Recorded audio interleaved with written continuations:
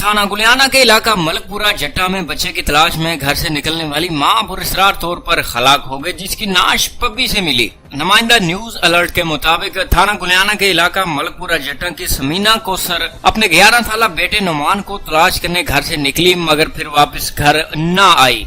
दूसरे दिन पब्बी जंगल से गली सड़ी और जंगली जानवरों की नोची हुई लाश मिली, जिसकी अहलखाना ने फौरी तौर पर तदफीन कर दी। मगर 6 रोज बाद पुलिस को इतला की और ये मौका इख्तियार किया कि समीना बीबी को कत्ल किया गया है।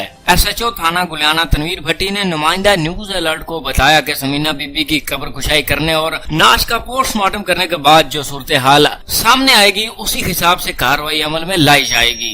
ये समीना बीबी की पता चला है कि 7 तारीख को इसको डेड बॉडी मिली है और उसी रोज़ उसके घर वालों ने उसे दफन कर दिया।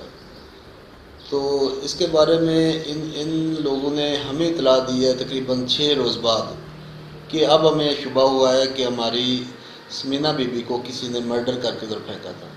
इस बारे में कब्र कुशाई हो रही है। कब्र कुशाई पोस्टमार्टम के बाद जो भी सूरत हाल सामने आएगी, इंशाअल्लाह कार्रवाई ज़ाब्ता अमल में लाई जाएगी।